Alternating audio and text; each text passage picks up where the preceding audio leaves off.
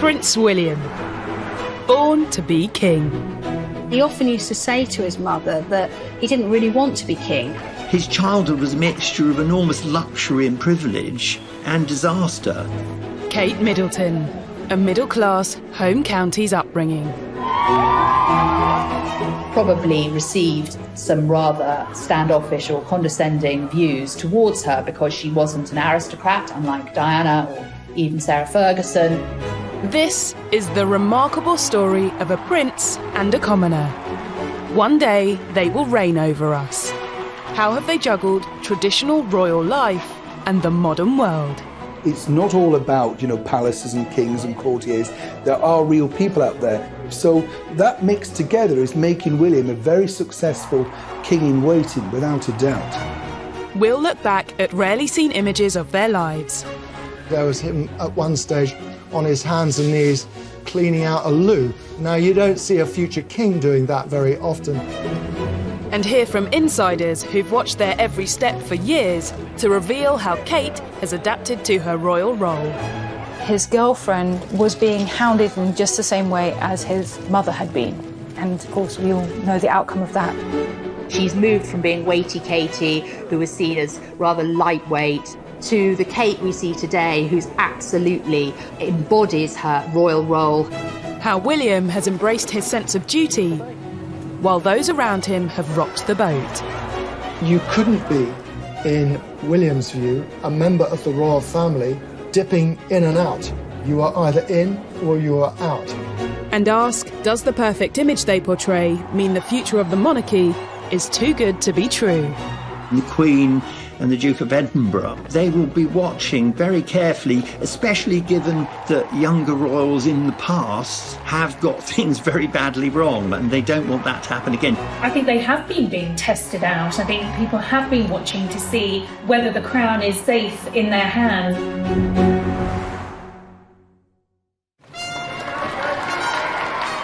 Prince William's destiny was determined from the moment he became the first child of Prince Charles and Princess Diana, second in line to the throne. Very early on, he would have had quite a potent sense of his destiny. He would have known that one day he was due to become king. And he often used to say to his mother that he didn't really want to be king. And his brother Harry would interject and say, well, I'll have the job then if you don't want it. And as a member of the royal family and the future king, William's upbringing was anything but ordinary. William's childhood would have been very much as an 18th century aristocrat's childhood would have been. Governesses, nannies, the absolute best of everything. But also added to that, he would have been cosseted. Well, William's world was extraordinary growing up. He, from the moment he was born, he was surrounded by a team of royal protection officers.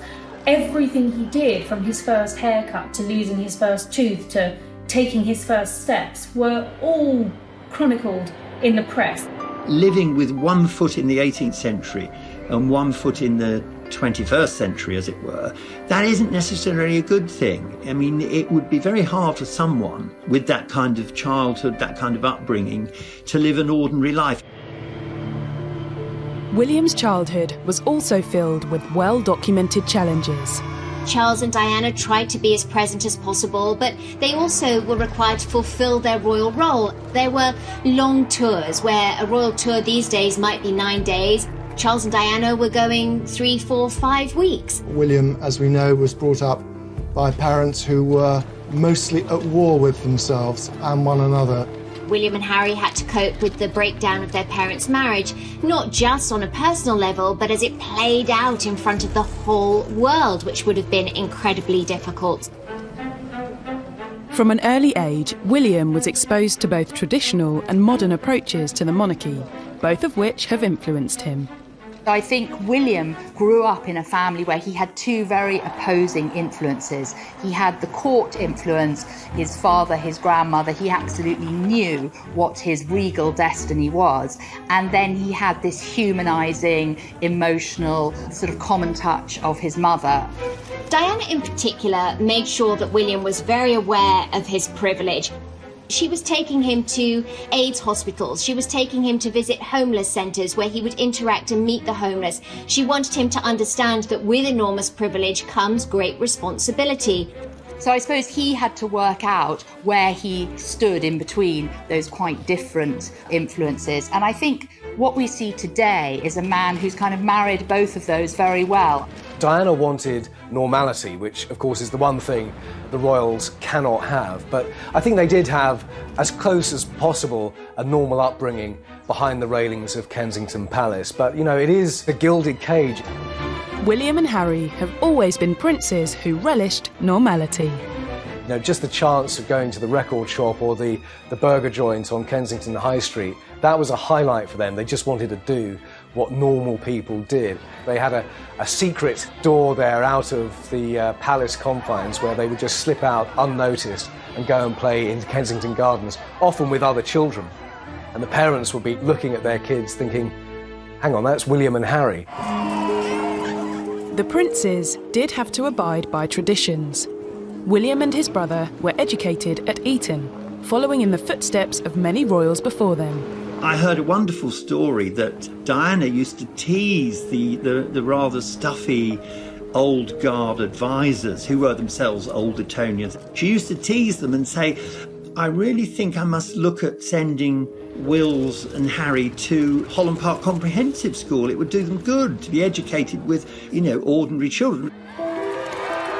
William's upbringing shaped him and gave him his first chance to marry royal formality with a more normal and relaxed approach to life. I think the great connection about William himself is the fact that he is a very approachable, very down-to-earth person. That really comes from the upbringing that the late great Princess Diana gave him. It's not all about, you know, palaces and kings and courtiers.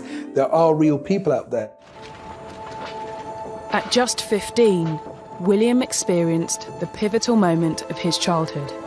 His mother Diana died, and he was forced to grieve on the most public stage imaginable. We have reports from Paris that Diana, Princess of Wales, has been killed in a car accident. You can't help but feel desperately sorry for that particular period in the boy's life that went on to form the rest of their teenage years. It was very difficult, and of course it's gone on to affect them in their adult lives as well. Living through this ordeal drove Harry to anger and upset, whereas William appears to have turned inward, buttoning up and holding back his feelings. At a fairly young age, William really was thrust into a crisis. And I think he's been very honest, talking about grief and how he processed it. And I think he's been really helpful to a lot of people he's met who have experienced the same. So his childhood was a mixture of enormous luxury and privilege and disaster. And those two things have created a man who's both confident and vulnerable. Kate Middleton was born fewer than 6 months earlier than the prince, but in an entirely different world to her future husband. Clearly, William and Kate had completely different upbringings. Kate came from a very regular family upbringing. She was very close to her two siblings, close to both her parents, Carol and Michael. They themselves came from working class backgrounds, but hold themselves up into the middle class stratosphere, for want of a better expression. Kate had a relatively normal childhood, albeit one that was, you know, quite a privileged upper middle class. She went to one of the best public schools in the country, Marlborough. William's father, Charles, grew up in Buckingham Palace, and his mother, Diana, in a 90-room stately home. Kate's family background was much more modest.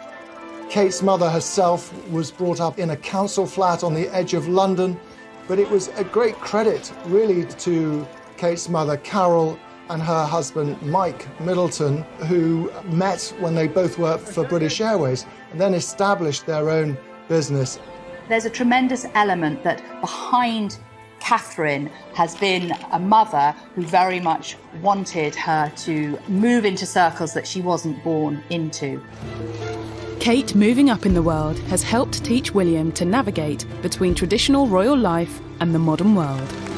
We know from talking to people in the Duke and Duchess of Cambridge's circle how much William values Catherine's home life, how fond he is of her parents, and how that kind of stable, slightly middle class, very close-knit family has been quite a salve for him, actually. It's produced in Kate a woman who is very level.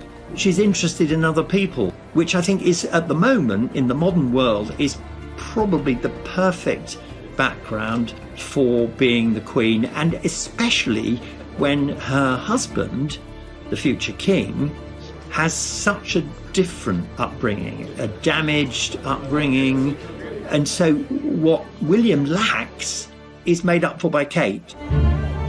The future king had yet to meet his queen. They would be brought together not by royal tradition, but by chance. When they were at university at St Andrews, I have it on good authority that one of the few girls not chasing William or trying to catch his eye was Catherine. One of the funny stories is he was so desperate to meet her that as he walked towards her, apparently he tripped and said, "Oh, that's a terrible start, you're going to think I'm a complete clot."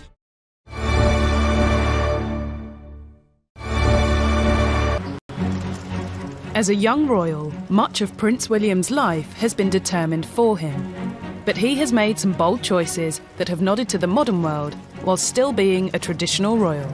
Like taking a gap year, the first British heir to do so. I thought this was a bit more of a way of trying to help people out and meet a whole range of other different people from different countries. William was allowed the luxury of a gap year. His father, the Prince of Wales, was determined that he needed to be educational. He was not just going to be allowed to go and spend a year playing polo in Argentina. William's gap year really was a great mix of a number of different activities. He spent time in Belize doing his military training exercises with the Welsh Guards. He spent time on a dairy farm where he had to get up at 5 o'clock in the morning to milk the cows, all sort of very hands-on. Far too early. But he also spent time doing a Rally International program in Chile. Salto, jump. Salto de agua, water jump. His duties were really helping to teach some very poor kids in that part of the world. There was construction involved, there was cooking involved, there was a bit of education, and there was a bit of play. William was allowed to have those life experiences because we are in a unique position where we have the longest reigning monarch. It was always going to be some time before William came to the throne. That great freedom will ensure that William is a king who is in touch with his people. The young prince shook off the stuffy image of the monarchy by showing he wasn't afraid to get his hands dirty. The pictures were memorable because there was him at one stage on his hands and knees in marigold rubber gloves cleaning out a loo. Now, you don't see a future king doing that very often. Here he was, a prince of the United Kingdom, but he was going to have to muck in with everybody else and pull his weight just like everybody else. And I think William really enjoyed that. It was an opportunity to just be William as opposed to Prince William. Being honest about it, oh my God. I'm so embarrassed. I'll try it first and then come back for some more. I doubt you will. It seems the prince knew the importance of being approachable to the public. I think those kind of experiences where he was mixing with young people from a very different social background to his own helped give him a good base and understanding about basically people. Towards the end of his time there, they invited the cameras in and he recorded an interview about his experiences down there. It was a sort of first sight of how this young man was developing. I don't like being treated any different at all. I don't like special treatment at all. I love having no restrictions, you know. There's no one out here chasing me around or anything. It's brilliant. What William didn't know at the time was that his future wife would join the exact same volunteering programme just a few weeks later. I think it just shows that they have got a lot in common, which has given an enormous amount of stability, not just to their marriage, but to the kind of couple they intend to be or they will be when they are king and queen.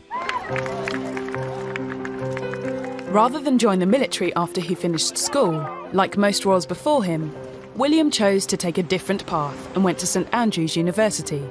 It was here where he would meet his future wife. One of the funny stories is he was so desperate to meet her that as he walked towards her, apparently he tripped and said, "Oh, that's a terrible start. You're going to think I'm a complete clod." They met very early on when they both joined St Andrews in 2001 because they were sharing the same halls of residence. They also shared a number of classes. They were both covering art history at the time. So, yes, they shared classes, they'd walked classes together. They really became friends first. But we met at university at St Andrews, and we were friends for over a year first. And it just sort of blossomed from then on. When they were at university at St Andrews, I have it on good authority that one of the few girls not chasing William or trying to catch his eye was Catherine, and if that's true, she played an absolute blinder. He was definitely the target of lots of Sloaney girls there at university, but it wasn't until the infamous fashion show that William noticed Catherine. This future king and queen were initially brought together by a charity fashion show and a very memorable dress. William saw Kate in a very kind of see-through dress at the college fashion show, and urban myth suggests that he said to his friend there, "Wow, Kate's hot." We've always been led to believe that Kate had another boyfriend at the time, and William might have been still dating one of his old Highgrove era girls, but neither of those relationships lasted long. William and Kate grew closer when in their second year at St Andrews, they moved into a private house with two friends. It was in their second year that William and Kate's friendship, I suppose, really jumped to the next level. And that's where they were able to really get to know each other that much better. We just spent more time with each other and had a good giggle, had lots of fun, and realised we shared the same interests and just, had a really good time. She's got a really nice sense of humour, which kind of helps me because I've got a very dirty sense of humour. They've both joked about who cooked for who was the better cook. Actually, you did cook for me quite a bit at university, and it would always come with a bit of angst and a bit of anger if something had gone wrong, and I'd have to wander in and save something. Before William started university, an agreement had been made with the press so that he could get on with his studies without intrusion. The deal? We smile for the cameras now, then you leave us alone until the autumn. At that point, they were really out of control. We had paparazzi pictures, we'd had phone hacking and embarrassing headlines for Prince Charles and Camilla. It really was a mess. And I think what you actually saw was the very first time the royal household, if you like, taking control of the narrative, of the story. But William and Kate had to go to extra lengths to ensure their blossoming romance remained private. They would employ all the obvious tactics. They wouldn't hold hands walking down the street. They'd arrive to a party at different times. William was always very protective of the relationship because he knew once a light was shone on it, there was really no going back. He once said to me, you don't know the pressure. You meet a girl, you want to enjoy developing your relationship with them quietly in private, but the minute I start dating somebody, the world knows about it. Despite the media embargo, it wasn't long before the press got wind of the relationship. Inevitably, stuff leaked out about his relationship with Kate. It was beginning to be in the gossip columns. If you're the future king, you just can't hide that sort of relationship. While rumours were rife, William denied reports he had a girlfriend.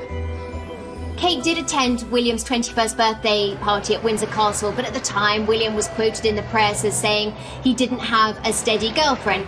William, did you get with some good friends? Yeah, with some friends, definitely. Had a good laugh. Now, of course, we now know he and Kate were pretty serious about each other then. This morning, William, of Kate. I wonder how you feel about that and how she's bearing up under the scrutiny. I haven't seen any of it. I'm just gagging it on the slopes, basically. Simple as that. Despite their efforts, the rumours blew up when in 2004 the couple were pictured together for the first time. But in 2004, the relationship really did hit the public eye. But unfortunately for them, a paparazzi photographer took pictures of William and Kate clearly very close on a ski lift together. A red top tabloid newspaper splashed it all over their front page, and William was furious. And he was also genuinely worried for Kate and her family about what this would now mean for them. William was right to be concerned. As the relationship was seemingly confirmed, Kate's mother was accused in the press of engineering their meeting. So at the time, there were a lot of rumours going around that, Kate's mother, Carol Middleton, might have tried to kind of orchestrate the relationship by ensuring she went to St Andrews. There was talk of Kate having a poster of William on her wall at Marlborough. That said, I have spoken to a lot of Kate's friends who were at school with her over the years. Nobody remembers having that poster. There's a story that goes the rounds that you had a picture of him on your wall as a child. There wasn't just one, there was like 10, 20. He wishes, no. No, I had the Levi's guy on my wall, not a picture of William, sorry. Sorry. It was me and Levi's, honestly. William's first term at university was not easy in many respects and was made more difficult by his own indecision around his degree. First 13 weekends, he was at home more often than he was at college, and matters came to a head that first Christmas when he got back to Highgrove and he couldn't decide whether he really wanted to continue. I think the real problem was that he was probably on the wrong course. When you're a royal, if you suddenly change, your course, a lot's read into that. I mean, if you remember when Prince Edward didn't like being in the Marines, he was suddenly called a sissy and he couldn't do it. The fact is, he just didn't like it. Kate supported William through this dilemma, and in part on her advice, he changed course to study geography. It would be the first of many important decisions that the couple would help each other through. Well, the Queen once famously said of Prince Philip that he was her strength and stay, and that, people underestimated what effect he'd had on her life and how it enabled her to do the job that was expected of her. And I think that's very much the same for William and Kate. Gap year, university, and then William started to seriously date a commoner, a first for an heir to the throne. It demonstrates he was determined to try out a less traditional royal route. That's something that so many people can identify with, but it was also starkly different to how royals of old had been sort of pushed together. Diana and Charles had barely spent any time together before they got married. They certainly weren't allowed to live together. The Queen and Prince Philip, and Prince Andrew and Sarah Ferguson were also brought together through royal connections. But for William and Kate, it was simply a love match. I mean, it wasn't like anyone else was thinking or saying, she would make a good future queen. And that happened with Diana, and the result was a disaster. I think the difference between Diana and Charles and William and Catherine, they were allowed to grow, to develop, to kind of do things that no other royal couple had done previously. I think all those aspects of how they got together and what happened afterwards are very important to the entire story and therefore the stability that they offer the royal family going forward. Even in these early stages, William and Kate learned the power of fostering a modern approach in a modern age. By going to university, by undertaking gap years, by spending time with regular people, doing regular things in a very ordinary fashion, that is really going to set William and Kate up for a future as king and queen consort in which they can relate to the people that they are supposedly governing. But as William and Kate left St Andrews, many challenges lay ahead that would test their relationship. But really, I think graduation for William and Kate, it was their last moment in that protective bubble, and I think perhaps they may have both been a little naive about what was to come.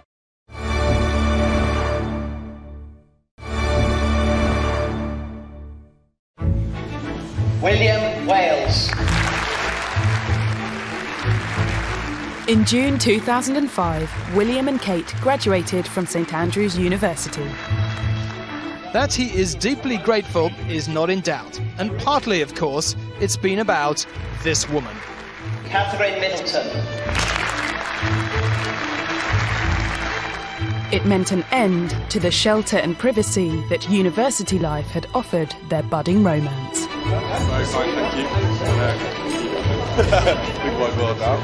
They obviously went public at their graduation. There were lots of pictures of Kate and William, and there was huge interest in this very bubbly brunette from Berkshire, and it was really a warning of what was to come.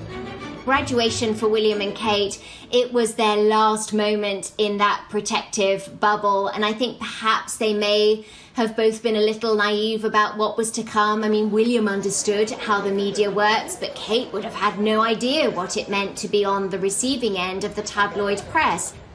After university, you know, the media pack were really on to Kate and wanting to get the pictures wherever she went. She was the #1 cover girl. After all, you know, she's a princess in waiting. Not just a princess in waiting, but potentially a queen in waiting. The press and public wanted to know who Kate Middleton really was. There was a lot of speculation that William might be ready to pop the question. And, you know, she would open the front door of her flat in Chelsea and find dozens of paparazzi photographers. Now their relationship was fair game to the world's press, Kate experienced the curse of dating an heir to the throne. The scenes outside her flat in 2007 on her 25th birthday were eerily reminiscent of the scenes Diana faced when she was leaving her flat when the relationship with Prince Charles was revealed. Can you tell me if there's any possibility? I'm not going to say anything, babe. What a lot of people don't realise is that, you know, when you're dating someone within the royal family, you don't have any protection. There's not suddenly, you know, the senior Royal Scotland Yard protection officers. I remember she was photographed on a London bus going down the King's Road, and to me it's an historic photo. This is a photo of probably somebody who's going to be our queen in future, sitting downstairs on a London bus. Palace didn't like it.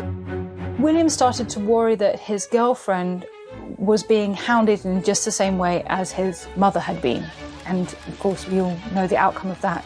So he stepped in to issue a statement saying that he wanted Catherine, more than anything else, to be left alone. William's statement to the press didn't stop the criticism of Kate. Her suitability as a royal bride was questioned, and she was mocked for waiting around for a proposal. The problem for Kate was that she didn't have a career plan. William's had already been mapped out. He was going to go to Sandhurst, and after that he was going to go into the RAF. So Kate's career path was far less certain, and she did become the topic of a lot of negative stories in the press. And she was called Waity Katie. Kate did get a job. She worked as an accessories buyer, but interestingly, someone from the firm told me at the time she went to the boss and said to them, I need a job, but it needs to be part-time so I can work it around my relationship with this very high-profile man. Now, that's quite unusual for a modern working woman. She did that job for a while, but unfortunately, you know, the attention of photographers following her to and from work got too much. And in the end, she went to work for her parents' family firm, Party Pieces, where she was more protected. Kate was quick to charm William's family, but the aristocratic circles that surround the palace took longer to win over. The aristocrats, the old Etonian advisors, they saw Kate's background, the fact that she worked for a company, for her parents' company, that the old-fashioned part of the palace didn't like it at all. Powerful people cannot help, in many cases, looking down on other people and wanting to preserve their little club. Kate was sort of pushed out because she was tainted by association with this family who, you know, sold party hats. What a disgrace. Kate's entrance into royal circles was helped by her ability to win over traditionalists in the palace. She avoided breaking protocol and even changed her style of dress to look more like a royal bride-to-be. Her clothing almost began to reflect what people saw in her character, a kind of restraint, a kind of modesty almost. And I think that did come about because William and Kate were moving towards the point where they would announce their engagement. And I think it was Kate starting to behave in ways which would be seen as more appropriate for a future queen. At the same time, William did what was expected of him by following royal tradition and training at the prestigious Sandhurst Military Academy. Well, the bottom line is that the royal family is a military family, and it has been for hundreds of years, winning various battles to keep them on the throne. OK, Wills, once you occupy that building, just wait out in there. He will one day be king. He will one day be Commander-in-Chief of the military. So he really wanted to serve. He really feels that he'll only be able to look servicemen in the eye if he has served himself. Kate was highly supportive of William's military career, and when she attended his Sandhurst graduation ceremony with her parents, press speculation about an engagement went into overdrive. I specifically remember William's passing out parade. We hadn't expected Kate and her family to turn up, and myself and a number of photographers and journalists were all standing on a press stand together, and suddenly out the corner of our eye we saw Kate and her mother and father being ushered down to the front of the seating, and I remember turning to the person next to me and saying, "That's it, it's a done deal. This woman is going to be our future queen."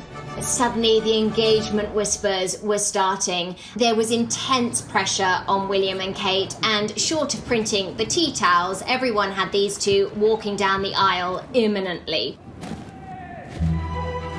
Behind the public fairy tale, there were private issues in the relationship. Just months later, the couple shocked the world when they publicly separated in early 2007.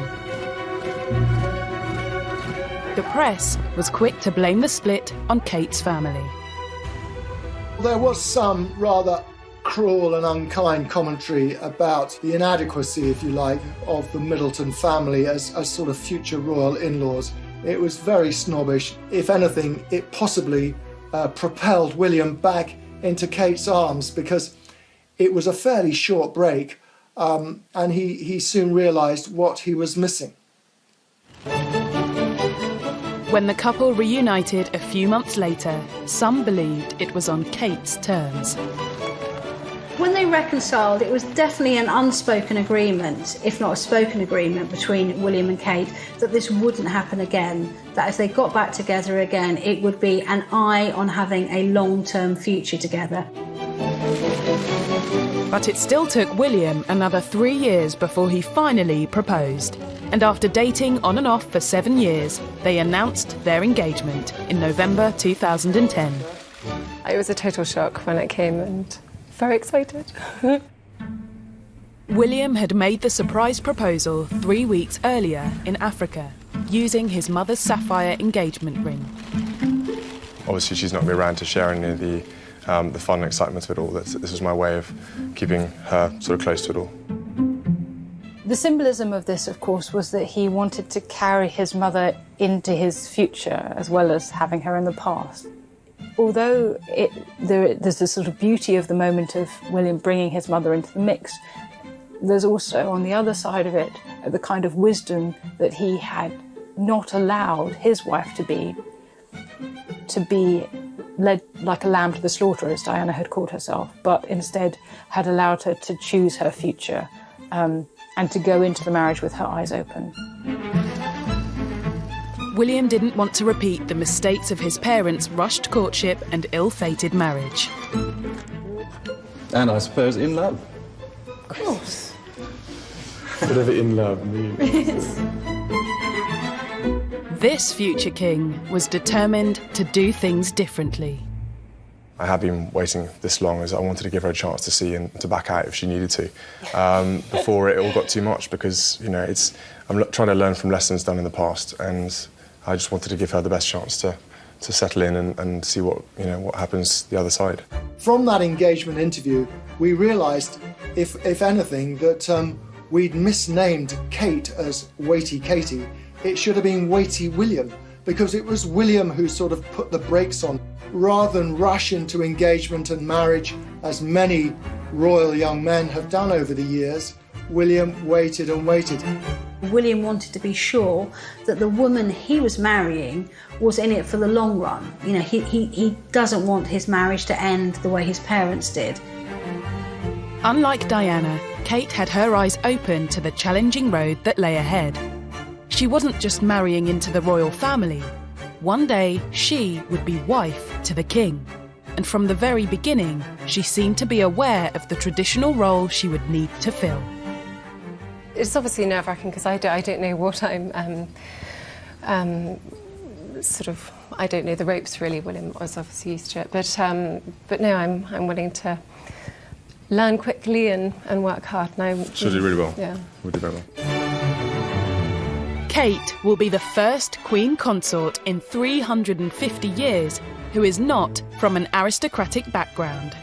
We hadn't seen a member of the royal family, certainly not an heir, marrying a commoner. So here was William breaking the mould, doing things differently, and establishing a first for the royal family.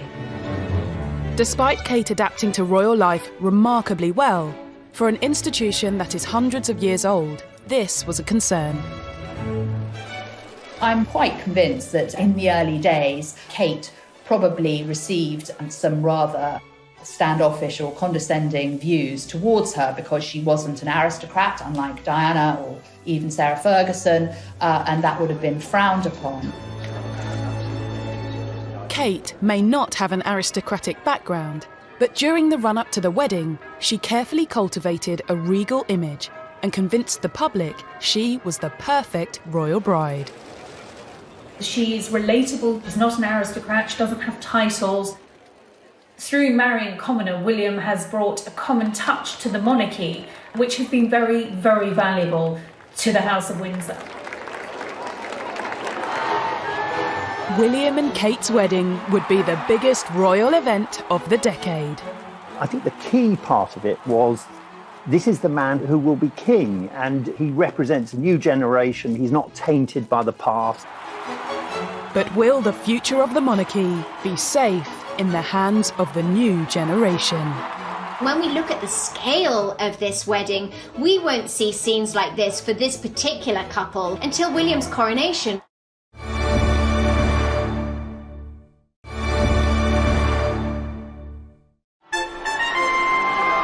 On the 29th of April 2011, Prince William of Wales and Catherine Middleton were married at Westminster Abbey. Several billion people watching it across the world, 2,000 guests, almost 9,000 journalists there. So it really was a very big thing. But I think the key part of it was this is the man who will be king, and he represents a new generation. He's not tainted by the past. It showed that the royal family had learned the lessons of Diana and Fergie, and Catherine wasn't rushed into it. She was given every chance to back out. At one point they got to know each other before they got married, and you can't say that about quite a few royal weddings. We were starting to see a new approach to the royal family because of this combination of William bringing a royal and aristocratic background, Catherine being drawn from very ordinary British society, and their very ordinary meeting, meant that we could imagine the British royal family in a new way. The wedding was an opportunity for William and Kate to show the world what they will one day look like on the throne. When we look at the scale of this wedding, we won't see scenes like this for this particular couple until William's coronation. I think people could start to see that, following the Queen's incredible reign, is that the monarchy would really be in very safe hands. While it was a day steeped in tradition, it was also a chance for William and Kate to give a nod to the modern world. They were the first senior royal couple to have a maid of honour, a best man, and a spontaneous second kiss on the Buckingham Palace balcony. William and Kate treated us to 2 kisses, so make of that what you will. Maybe that's sort of pushing us into the future. Maybe we'll get more kissing when Prince George or Charlotte or Louis get married. The royal wedding day allowed William and Kate to carefully cultivate the image they wanted everyone to see. It wasn't so stage managed. It was very much more about love, romance, and what this couple wanted. And we lapped it up. The world lapped it up.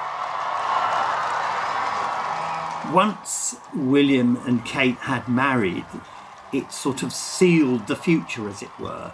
William will become the king, Kate will become the queen consort. So it gives us a chance to look into the future, and when we look, we see something which is young and fairly modern, and something that makes people feel optimistic.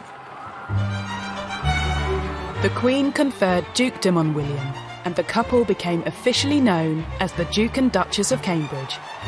It was time to step up as working royals. Since their wedding, they've had to get more into focus, because let's not forget, Her Majesty the Queen is now over 90. She has bestowed certain charities on both of them, and he has to take a more of an active role. Well, they both do. I think he's made a good job of it. And it will be something, the more he does it, the better it will be when he finally becomes king. I mean, his whole life has led up to this. Kate has had to do it in, sort of 10 years?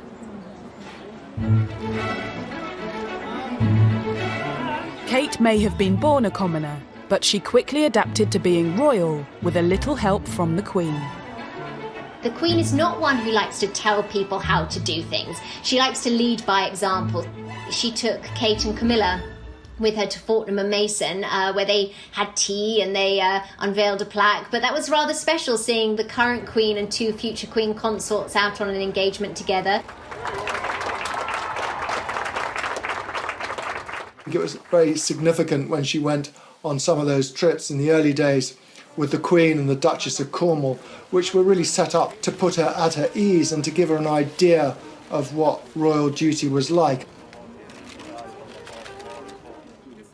Kate's image transformation was clear to see during the couple's first tour of North America after their wedding. Of course, Kate looked $1 million, especially in the States, where what she wore and how she looked was so critical over there. I think the other evolution of Kate is the fact that, you've seen her become more regal. She knows exactly how to connect. She's more comfortable giving speeches. Providing children and their families with a place of support, care and enhancement at a time of great need is simply life-changing. Kate now speaks in this wonderfully RP accent, which her parents don't have. Once you've burnt your boats and you've married the future king, you've got to learn these things. It's like, if you go to Italy and you want to live there on your own, you've got to learn to speak Italian. You've got to. And I think it's the same thing. So Kate's very good, as it were, learning to speak Italian. Kate has absolutely managed to change the narrative about her and the press about her, brilliantly so. She's moved from being weighty Katie, who was seen as rather lightweight, doing nothing with her life, waiting for her prince to propose, to the Kate we see today, who's absolutely embodies her royal role. Kate wasn't born with a royal platform like William, but now she has one, she is making the most of it. The Duchess has made the role her own by choosing the causes she wants to support, like mental health. Fear or reticence, or a sense of not wanting to burden another, means that people suffer in silence. What we're really seeing is just a sort of blossoming of who she really is. She may not have been born to this role. She may not have been born to be queen, but she's a hell of a classy lady. And class doesn't come from one's social status. It comes from one's upbringing and it comes from one's character. And she has that in spades. During the early years of their marriage, the couple juggled their new royal roles with a seemingly normal modern life. They stopped short of becoming full-time working royals and maintained some privacy living in Anglesey, where William worked as an RAF search and rescue pilot. In terms of William being ready to take on the throne, I think it was quite interesting that he was allowed, with the Queen's blessing, some time out of the spotlight after the royal wedding. William was allowed to continue his career in the RAF and they continued living in Anglesey. William was desperate to stay in the military and, of course, he trained to be a helicopter pilot, but in the end he wasn't allowed anywhere near the front line. The ultimate boss said no because he is second in line to the throne. Guys, you are clear in for the chocks, please. We don't need a marshalling, thank you. OK, thanks. He retrained as a search and rescue pilot on Anglesey. He helped to save many, many lives flying that yellow Sea King helicopter around the British Isles. So that gave him a meaningful role, and that means an awful lot to him. He did have those early years of married life, out of the spotlight, able to pursue his career, and knowing that in the not too distant future, his life and Catherine's life would be a life of royal duty for the rest of their lives.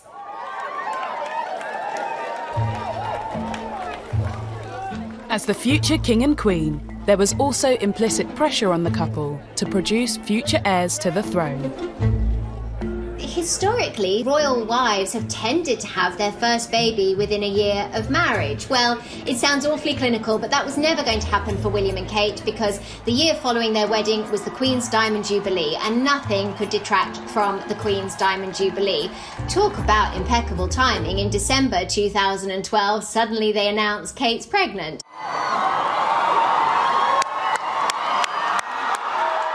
Seven months later, in July 2013, the couple welcomed their first child, Prince George. And the new mother and father duly pleased the traditionalists around the world and posed for the cameras just hours after the birth. William and Kate came and stood on the doorsteps of that famous Lindo wing at St Mary's Hospital in Paddington, where he had been cradled as an infant by his mother and Prince Harry too. And I think the world was very happy. I think you could see the relief on the Queen's face the first time she was photographed with Prince George and with William and Kate afterwards. The focus of the royal family changed from this is being about the Queen and her children to being the future of the royal family. While Prince George's birth may have been in keeping with tradition, it was a milestone in modernising the royal family. Before he was born, the law of succession to the throne was updated for the 21st century. It was exciting to see the changes in the laws of succession that determined that if William and Kate welcomed a girl first, that girl would retain her place in the line of succession versus being stepped over by a younger born brother. That was all very exciting. Of course, those changes became inconsequential temporarily because a boy was born first. But Charlotte maintains her place in the line of succession even with the birth of a younger born brother. So that's an exciting thing to have come about in light of William and Kate expanding their families. Princess Charlotte was born in 2015 and Prince Louis followed in 2018. And while other royals have caused upset by treating childbirth as a private affair, Kate has continued to smile for the cameras. William and Kate's growing brood gave a boost to the royal family's popularity. But with a string of royal scandals to follow, how have William and Kate weathered the storm and kept the monarchy on course? No one knows more than Harry what kind of life William has got in front of him. And William had every expectation and reason to think that Harry was going to be there supporting him when the time came. And now it looks like he won't be. I know William watched this interview with a mixture of shock and horror. Harry was kind of publicly airing their dirty linen, and I know he debated long and hard about what to do.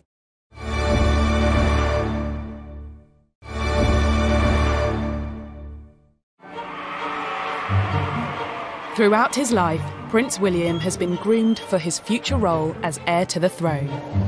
With each passing year, his responsibilities have increased. He made 3 overseas visits in 2019, attended 220 royal engagements, and is now the patron of 29 charities. It's a workload that's likely to increase. What's impressive about Prince William is you absolutely get his sense of his own duty and his responsibility to the crown, and possibly at times that duty comes ahead of personal relationships. No one knows this more acutely than his younger brother, Prince Harry. As a future heir to the throne, William was taught that one day he would have to make tough choices. But when the brothers were children, it was easy for them to enjoy a close relationship.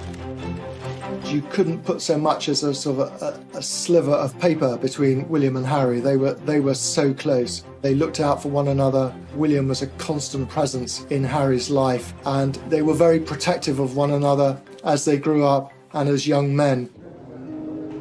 They both lived through the very rocky separation and divorce of their parents. And then, of course, the devastation of Diana's death. Diana, Princess of Wales, has been killed in a car accident.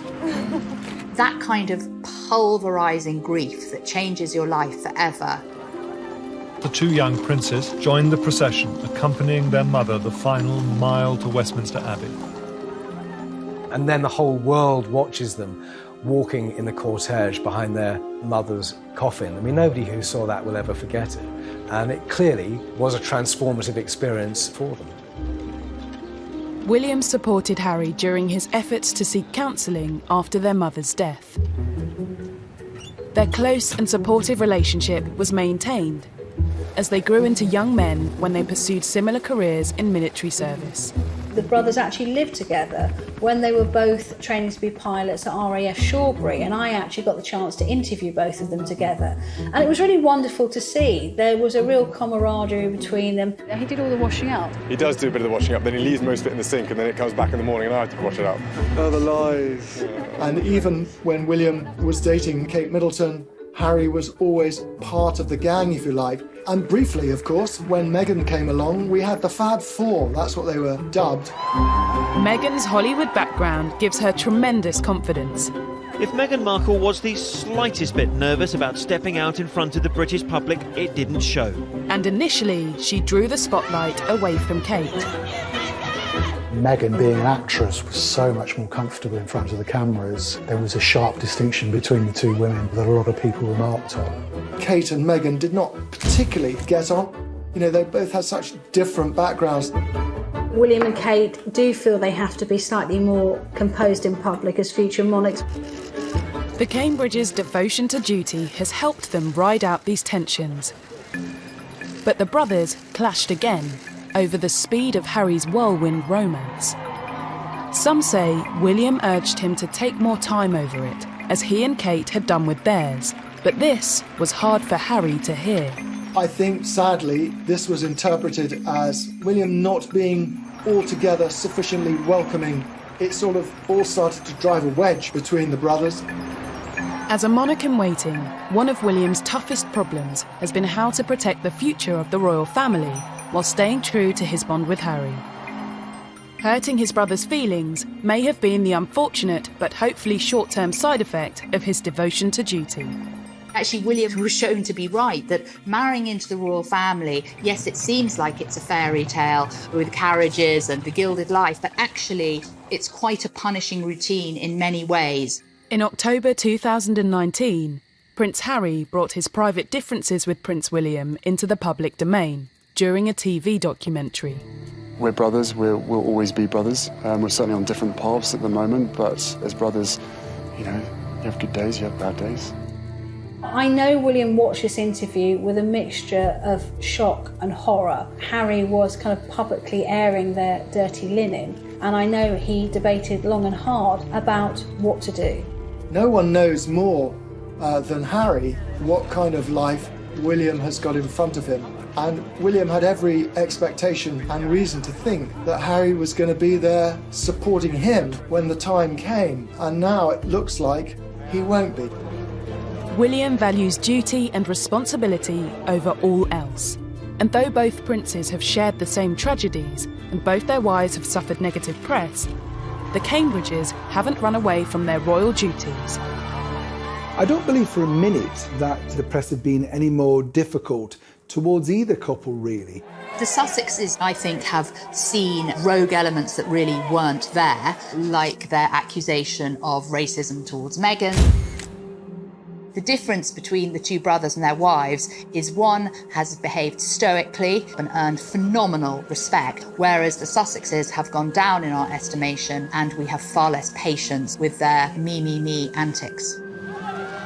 In January 2020, the royal family were forced to deal with Harry and Meghan's plan to divide their time between the UK and America.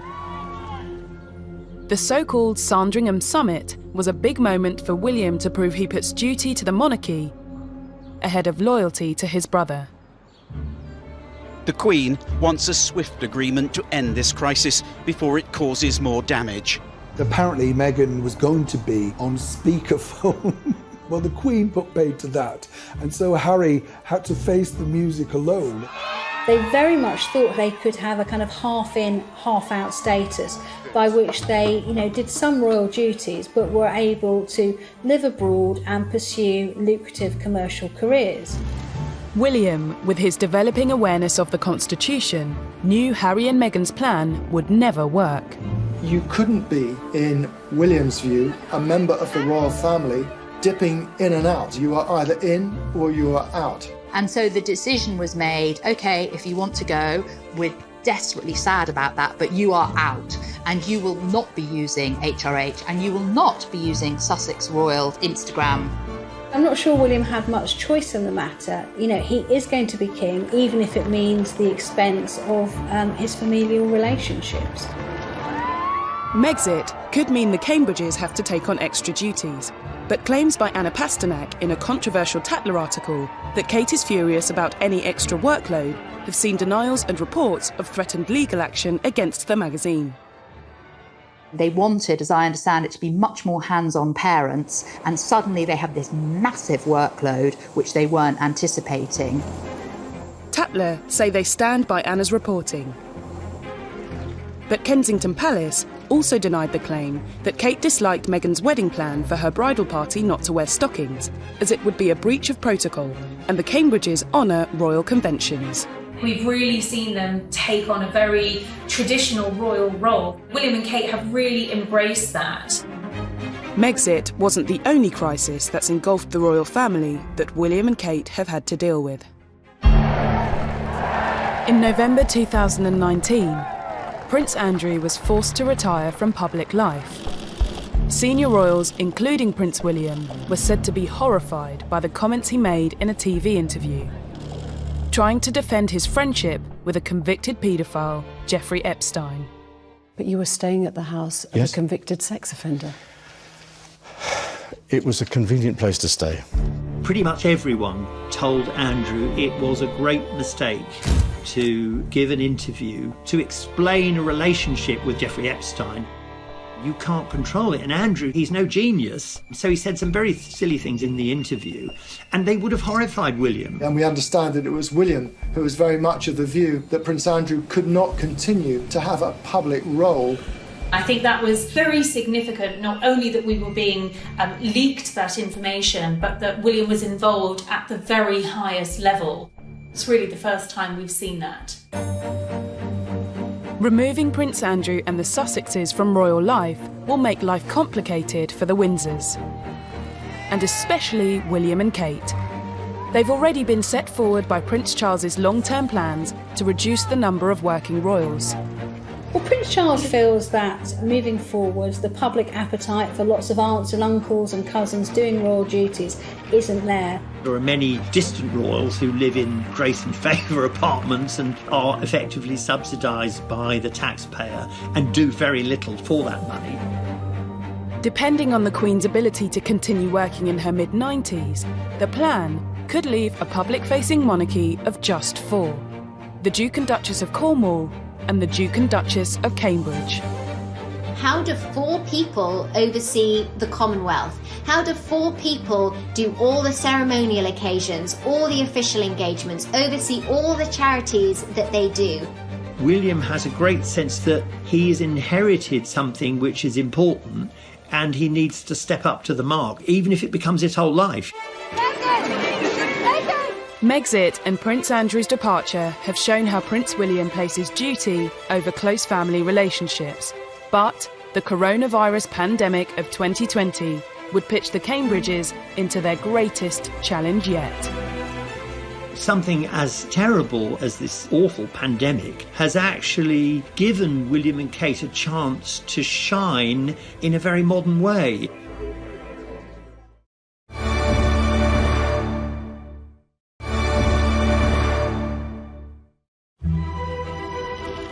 With the departure of Prince Andrew and the Sussexes behind them, William and Kate and the other Windsors must have been hoping to resume their royal duties, albeit with a busier diary than usual.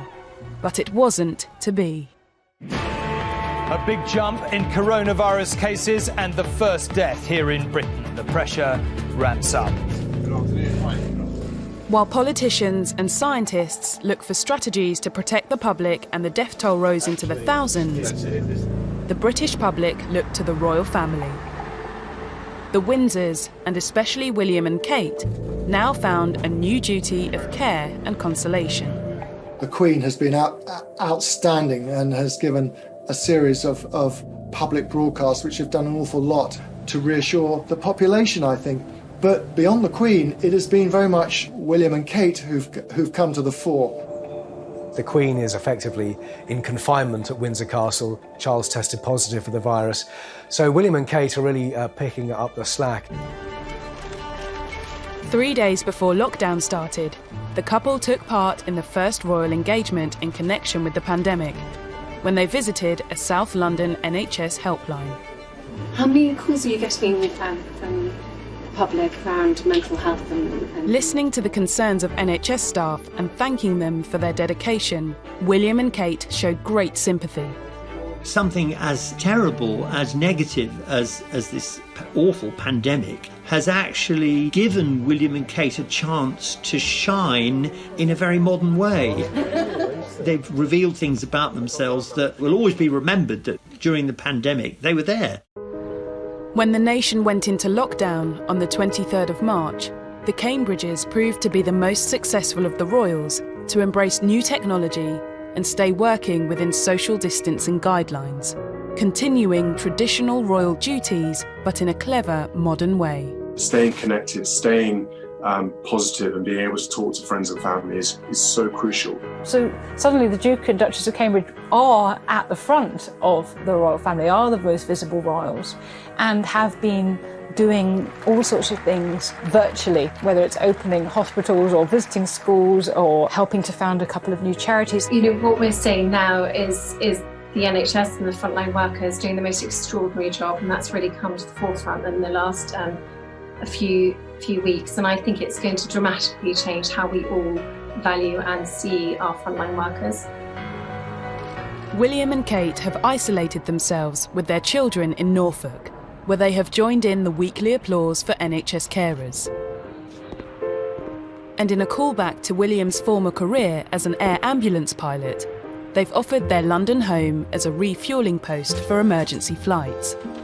William was given permission for helicopters to land in the grounds of Kensington Palace, which is remarkable. That would never have happened in the past. The royals who lived there, even during the war, were a bit sniffy about people growing cabbages nearby. They haven't patronised us, but they're one of us. They absolutely have managed to blend their sense of duty with a real, tangible humanity. And personally, I've never admired them more than I do for how they've coped during the pandemic. Throughout his life, Prince William has made choices that have stepped away from the royal standard. I don't like being treated any different at all. I don't like special treatment at all. He took a gap year volunteering for charity and chose a wife from a non-aristocratic background. Should we expect the Cambridges to break even further with tradition when they reach the throne? I think if anyone was wondering whether the crown is going to be safe in their hands, you only need to look at how they've conducted themselves during this pandemic to see that the answer is a resounding yes.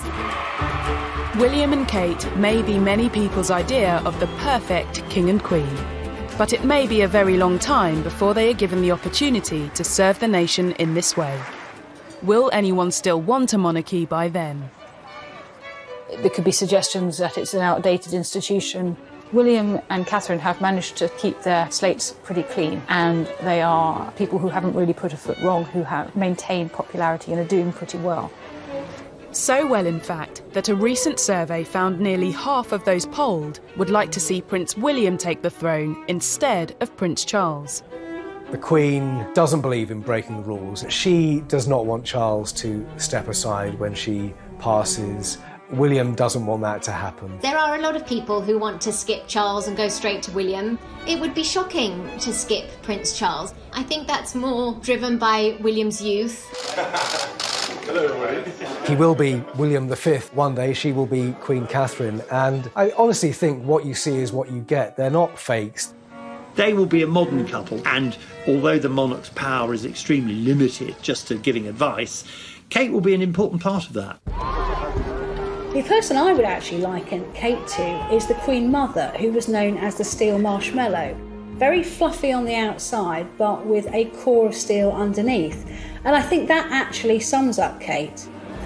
William and Kate are the same age, and while he was born into privilege and schooled as the heir to the throne, she was brought up in an everyday family.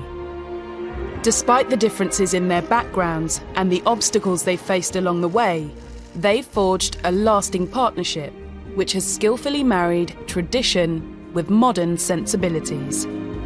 I do think that they will have a warmer feeling, a warmer approach to the British public. Very happy birthday on Valentine's Day. Yes, Valentine's Day. From everything we've seen to date with William and Kate, I think that they're going to demonstrate a monarchy that is caring and compassionate, that proceeds with dignity but also with a bit of humour.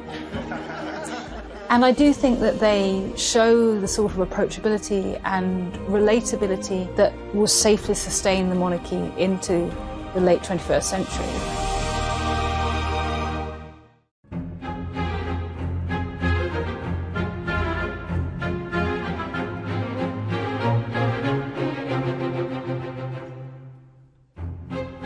Was extraordinary growing up. He, from the moment he was born, he was surrounded by a team of royal protection officers.